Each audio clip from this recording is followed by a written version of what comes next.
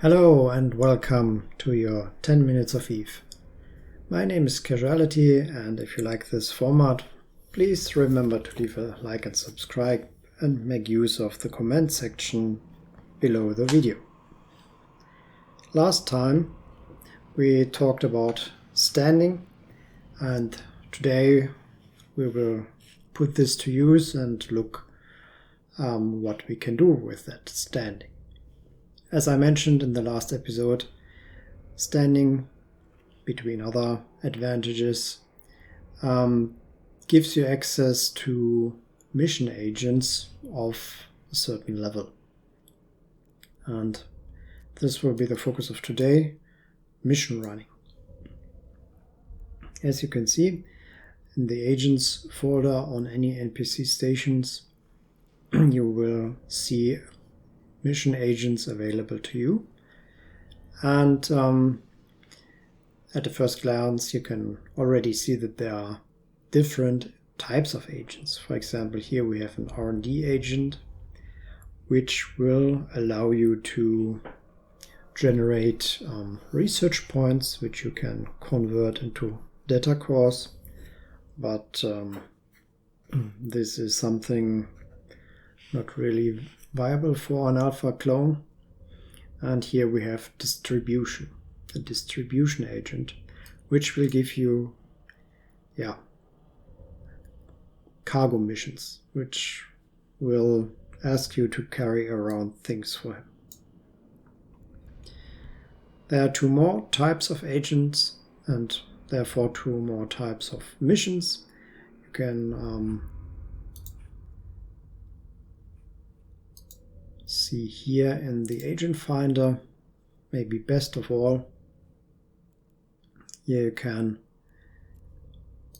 look for different types. Career agents are the novice mission agents.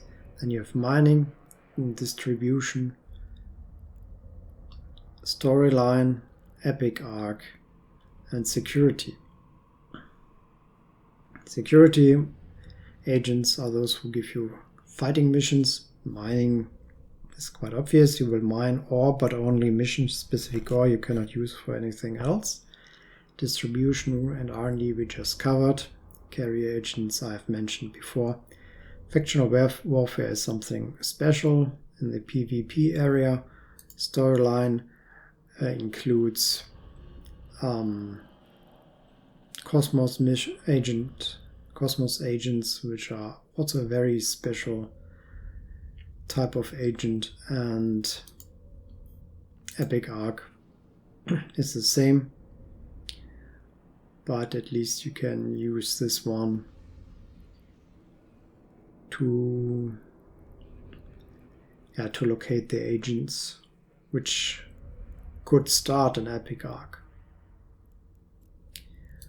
And if you look for agents of any faction, you should find the famous Sister Alitura, which will grant you access to the Sisters of Eve Epic Arc mission chain. For most people, security agents are the most rewarding ones, because you will not only get ISK for completing a mission, you will get bounties for killing NPCs, and it's also, I think, a little bit more fun than mining or distribution missions, but of course also a little bit more risky.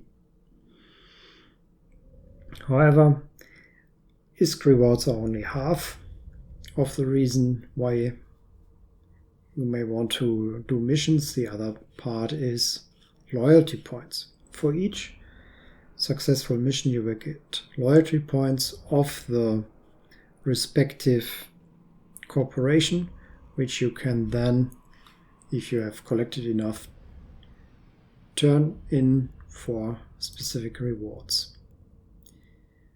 If you look at your wallet, you will find loyalty points listed in the right subfolder.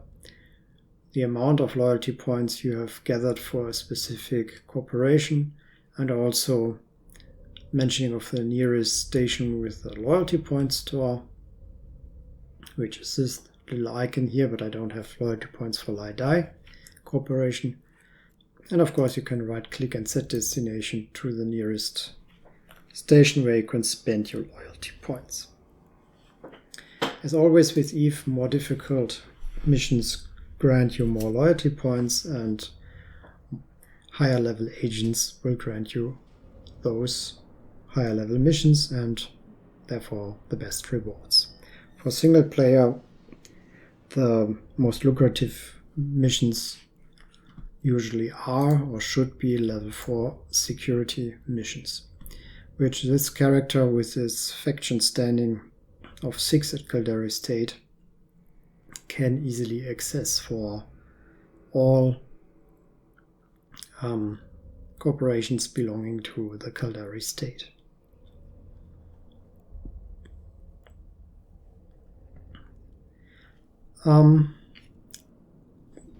So generally speaking, this character could start off with level 4 missions of quite a lot of for quite a lot of corporations and try to cash in ISK rewards and loyalty points.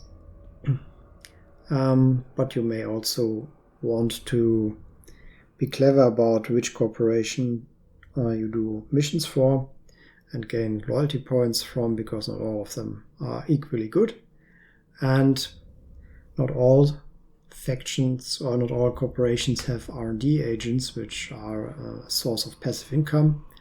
So for example, you may also want to take a look which corporations actually have R&D agents, and in this case you will see the corporations' names which can offer, for example, level 4 R&D agents which are the best. So in my case, Lie-Die Corporation would be the closest, the most promising one. It would be a good idea to do level 4 missions for Lie-Die until I raise my corporation standing with Lie-Die at least to 3, which I already have, so that I can access level 4 R&D agents. Why that is, so please take a look at my last episode where I explain this specialty of R&D agents.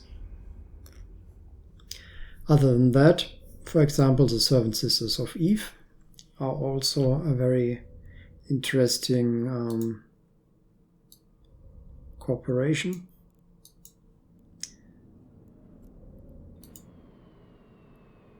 Because they have very nice rewards, especially when it comes to blueprints, but sadly they have only very few agents strewn around the cluster. As I said, level 4 missions are usually the most lucrative you can do as a solo player. But getting there, if you don't have grinded out faction standing, will be quite a little grind, and you will have to start with level 1, 2, and 3 missions and need to prepare for those. Frigates and destroyers should be used for level 1 missions, cruisers for level 2, battle cruisers for level 3, and battleships for level 4, all with the respective Tech 1 or Tech 2 weapon system that is typical for the race or for the ship's bonuses, and therefore also requires some investment in skills, skill training, and equipment. So you should maybe focus on one type of weapon system, one type of ship bonus, and one faction or area in space, so that you always fight against the same or mostly the same NPC opponents to save some time and skill effort. Other than that, it is also vital to prepare for combat missions, and to that end I would like to introduce you to Evesurvival.org. I will put the link in the video description, where you can find all missions in alphabetical order. So you can select, for example, all missions starting with a P, and then you have a level description, because some missions can be found on several levels. Or also you will see the enemy faction listed here. So pirate business is, for example, available to all, or in all regions and with all opponents, and you should look at the mission descriptions against which opponent type you are up against, and then select that mission, and it will give you a description of what you will find in the mission, what type of ship, what kind of damage is dealt and you need to resist against, and also if the enemies are capable of e-war, it will tell you so, as well as which groups aggro and when, which ships are trigger, which can spawn reinforcements and so on. So it's a very useful tool. A lot of these missions have also been transferred into the Eve University wiki, but I still go to the original page usually if I do missions. It's also interesting to take a look at this page, fuzzworks.co.uk, where you can take a look at the rewards you may get for the loyalty points. Let's say for the Sisters of Eve.